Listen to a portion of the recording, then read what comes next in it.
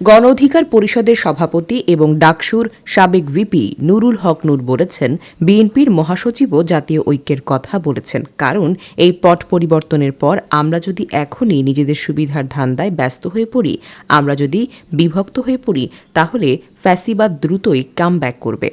ফ্যাসিবাদ আবারও পুনর্গঠন হলে এই বাংলাদেশ ভয়ঙ্কর সংকটে পড়বে। বৃহস্পতিবার বিকেলে পটুয়াখালীর গলাচিপা পৌর মঞ্চে সাবেক সংসদ সদস্য এবং বিএনপি নেতা মরহুম শাহজাহান খানের দ্বিতীয় মৃত্যুবার্ষিকী উপলক্ষে স্মরণ সভায় প্রধান অতিথির বক্তব্যে তিনি এই সকল কথা বলেন। নুরুল হক নূর বলেন, আপনারা জানেন দেশ স্বাধীন হওয়ার পর ৭২ থেকে ৭৫ পর্যন্ত কি নির্মম নিষ্ঠুর নির্যাতন চালানো হয়েছিল। সেই বাকশালের কালো থাবা ৯৬ শেখ হাসিনা দিতে না পারলেও ২০০৮ সালে কিন্তু ঠিকই দিয়েছেন।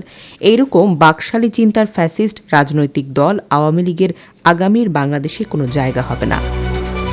তিনি বলেন, বিএনপির ভারপ্রাপ্ত চেয়ারম্যান তারেক রহমানের নির্দেশে রুহুল কবির রিজভী তাই জেলা বিএনপিকে চিঠি দিয়েছেন গলাচিপা ১০ মিনায় আমাকে সাহায্য করার জন্য।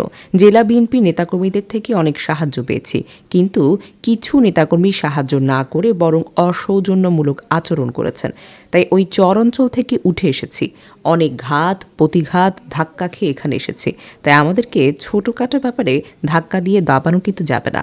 সভায় আরও বক্তব্য দেন মরহুম শাহজাহান খানের ছেলে এবং জেলা যুবদলের সাধারণ সম্পাদক শিপলু খান, উপজেলা যুবদলের সদস্য সচিব আশিস কুমার সাহা, পৌর বিএনপির সাবেক সভাপতি রফিক খান, উপজেলা যুবদলের যুগ্ম আহ্বায়ক সাবেক কাউন্সিলর মোহাম্মদ শাহাবুদ্দিন শিকদার সহ প্রমুখ।